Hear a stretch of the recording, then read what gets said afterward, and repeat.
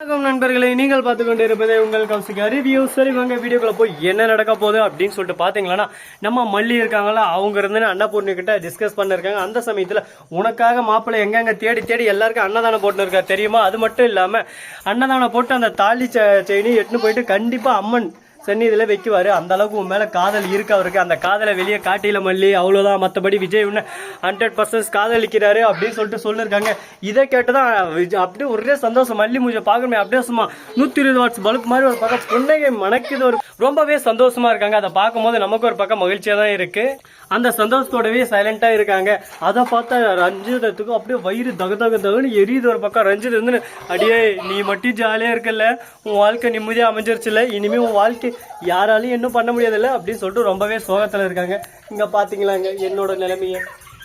என்ன பண்றது, இப்படிதான் நம்ம மல்லி சீரியலை பார்த்து நம்ம ரிவ்யூ பண்றதுக்கு இந்த டைமுக்கு உங்களுக்காக ஆர்வமா இருப்பேன்னு நீங்க நினைப்பீங்க. அந்த ஆர்வம் இல்லை, இவங்க 2 பேரும் தூங்கிட்டாதானே.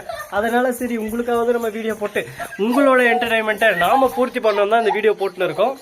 இந்த மாதிரியெல்லாம் ஒரு பக்கம் பிரச்சனைகள் போயிட்டு இருக்கா. ரஞ்சித் வந்து ராஜேஸ்வரி கிட்ட பேசுனுங்க. ராஜேஸ்வரி வந்து ரஞ்சிதம் அவளை சும்மா விடாத, அந்த மல்லி எங்கெங்க போறா என்னென்ன பண்றா எல்லாத்தையும் வாட்ச் பண்ணு. விஜய் தாலி செயினை போட்டாலும் போட்டுருவான், நம்ப முடியாது. அவன் போடுறானான்னு போய் பாரு, அது எப்படியான தடங்கல் பண்ணும். இந்த மல்லியை அப்புறம் அவன் கைக்குள்ள கொண்டு வந்துட்டான், ஒண்ணுமே பண்ண முடியாது. மல்லி என்னைக்கு வரைக்கும் நம்ம விஜய் பிரிஞ்சிருக்காங்களோ அது வரையும் சந்தோஷம். ஆனா அவங்க 2 பேரும் மட்டும் ஒண்ணு சேர்ந்துட்டாங்க, ஒண்ணுமே பண்ண முடியாது. அவங்க 2 பேரும் ஒண்ணு சேரக்கூடாது அந்த மாதிரி பேசின்னு இருக்காங்க. இதை கேட்டதான் நம்ம என்ன சொல்றதுன்னே சொல்லிட்டு தெரியலங்க. வார்த்தையே வாயில வரல. அந்த அளவுக்கு ஒரு பக்கம் சந்தோஷமா இருக்கு. ஏன் எதனாலன்னு உங்களுக்கு என்ன கெஸ் பண்ணிட்டுப்பீங்க. அதெல்லாம் ஒண்ணு இல்லைங்க. நம்ம மல்லி இருக்காங்கல்ல, அவங்க வந்து எட்டி பார்த்துன்னு இருக்காங்க. அந்த சமயத்துல நம்ம விஜய் அந்த தாலி செயினை போய் அம்மனை கும்பிட்டு அம்மன் உண்டையில போடுறாரு. அதை பார்த்துதான் அப்படியே ரஞ்சித்துக்கு முட்டைக்கண்ணு பேதளிச்சு போய் நின்று இருக்கு. என்னடா நடக்குதுங்க, இவனை சும்மா விடக்கூடாதுரா அப்படின்ற மாதிரி அப்படியே முட்டைக்கண்ணு ஒரு பக்கம் பேதளிச்சு போய் செம்ம கோபத்துல இருக்காங்க, டென்ஷன்ல இருக்காங்க. என்ன பண்ண போறாங்கன்னு சொல்லிட்டு தெரியல. நம்ம விஜயோட அடுத்த மூமெண்ட் என்னவா இருக்க போகுது, என்ன பண்ண போறாங்க, நம்ம விஜய் கிட்ட வந்து சண்டை போட போறாங்களா ரஞ்சிதம் ராஜேஸ்வரி கிட்ட இந்த வீடியோ வெட்டின்னு போயிட்டு அப்படியே காட்டுறாங்க. அங்க பாருங்க எவ்வளவு சந்தோஷமா இருக்காங்கன்னு சொல்லிட்டு. என்ன இந்த அளவுக்கு கஷ்டப்பட விட்டு அவங்க சந்தோஷமா இருக்காங்க அப்படின்னு சொல்லிட்டு ரஞ்சிதம் சொல்லிருக்கா. அவ்வளவுதான் முடிஞ்சு. என் மாமா எனக்கு கிடைக்க மாட்டாரு, இனிமே நான் எங்க போவேன் என்ன ஆகும், எனக்கு யாரு இருக்கா, என் வாழ்க்கையே நாசமா போச்சு. ரஞ்சிதம்மா உங்களை நம்பிதாமா நம்பி போயிட்டா அப்படின்னு சொல்லிட்டு ராஜேஸ்வரி பார்த்து சொல்ல. ராஜேஸ்வரி இருந்து, அடியே நான் என்னடி பண்ண, உன் வாழ்க்கை எப்படியானா செட்டில் ஆயிடணும், நீ எனக்கு பிடிச்ச மாதிரி இருக்க, எப்படியானா ஏய் நீங்க 2 பேருமா கல்யாணம் பண்றீங்க, கல்யாணம் பண்றது விஜய், அதுக்கு எதுக்கு உங்களுக்கு பிடிச்சிருக்கணும் அப்படின்ற மாதிரி பேசிட்டு இருக்காங்க. இதை கேட்கும் போது நமக்கே ஒரு பக்கம் குழப்பமா தான் இருக்கு. குழப்பத்துக்கு மேல ஒரு பக்கம் குழப்பமா இருக்கு. என்னங்க பண்றது, குழப்பம்ன்றது வாழ்க்கையில வந்துகிட்டே இருக்கும். குழப்பம் வரலன்னா வாழ்க்கை சுவாரஸ்யமா இருக்காதுங்க. அந்த அளவுக்கு ஒரு பக்கம் குழப்பமா தான் இருக்கும். எவ்வளவோ பிரச்சனைகள் இன்னல்கள் எல்லாமே வருதுங்க. எல்லாத்தையும் தாண்டி உங்களுக்காக ரிவ்யூ கொடுத்துன்னு இருக்கேன். பாத்தீங்களா, நைட்டு 10:40 தூங்க சொன்னா தூங்காம என்னவே சுத்தி என்னன்னா வித்த காட்டுறாங்க. பாத்தியா, இவன் தாங்க முக்கியமான ஒரு கேடி. இவன் தாங்க இவளை தூங்கிடாம ஒரு பக்கம் டிஸ்டர்ப் பண்ண இருக்கான். அவர் இருந்துன்னு ஒரு பக்கம் என்ன டிஸ்டர்ப் பண்ணிருக்கான். 2 பேர்கிட்ட மாட்டிட்டு நான் படுற பாடு இருக்கு. ஐயோ சொல்ல முடியல. இப்ப கூட என்ன அடி நடிச்சுன்னு இருக்காங்க. சரி அதெல்லாம் நமக்கு எதுக்கு, கான்செப்டுக்குள்ள வருவோம்.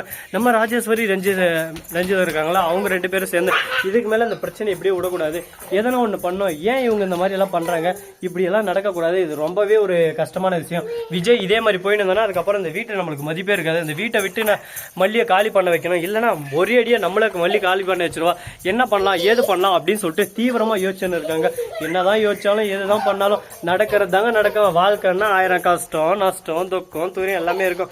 எல்லாத்தையும் ஒரு பக்கம் மேனேஜ் பண்ணி அட்ஜஸ்ட் பண்ணி போகணும். அப்பதான் வாழ்க்கையில முன்னேற முடியும். அதை விட்டுட்டு ஐயோ இப்படியா ஐயோ அப்படியான்னு சொல்லிட்டு நினைச்சா ஒண்ணுமே பண்ண முடியாதுங்க. எல்லாத்தையுமே கூலா எடுத்துட்டு ஒரு பக்கம் வாழ்க்கையில முன்னேறி போக அடா எதை கண்ணில் தூசு வந்துருச்சுங்க. சரி அது இருக்கட்டும் ஒரு பக்கம். அந்த பக்கம் போகாது வாச்சலாம். சரி இந்த மாதிரி எல்லாம் ஒரு பக்கம் நடந்துன்னு இருக்க, மறுபக்கம் என்ன நடக்குதுன்னு சொல்லிட்டு பாத்தீங்களா, இந்த மாதிரி எல்லாம் ஒரு பக்கம் நடந்துன்னு இருக்கு. சரி போனது போச்சு ஆனது ஆச்சு, அடுத்து என்ன பண்ணலாம் ஏது பண்ணலாம் அப்படின்னு சொல்லிட்டு ஒவ்வொரு விஷயத்தையும் யோசிச்சுன்னு இருக்காங்க.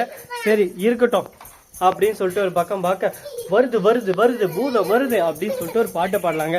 அப்படி பாடினாதான் இவங்க டக்குன்னு வீட்டுக்கு கீழே போக மாட்டாங்க. சரி விடுங்க, இது ஒரு பக்கம் கான்செப்ட் இருக்கட்டும்.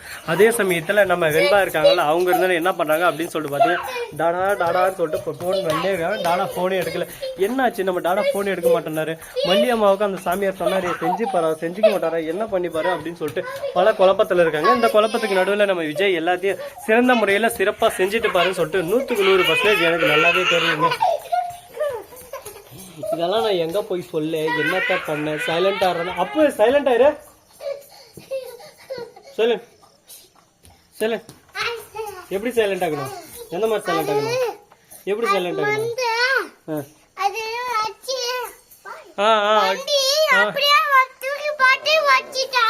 சரிம்மா, சரி விளையாடுமா. கவுச்சி மேலேயே பழிய போடு நீ. சரி, ஓகே நண்பர்களே, இது போன்ற காமெடியான வீடியோஸ் நீங்கள் தொடர்ந்து பார்க்கணும் அப்படின்னு நினைக்கிறீங்களா? அதுக்கு நீங்கள் பண்ண வேண்டியது மறக்காமல் நம்ம சேனலை சப்ஸ்கிரைப் பண்ணுங்கள், லைக் பண்ணுங்கள், ஷேர் பண்ணுங்கள், டிங் பெல்லை தட்டி விட்டு போங்க. அப்போ தான் நான் போகிற அடுத்தடுத்த வீடியோ உடனுக்குடன் வரும். மிக்க நன்றி. தேங்க்ஸ் ஃபார் வாட்சிங். Tata, see you.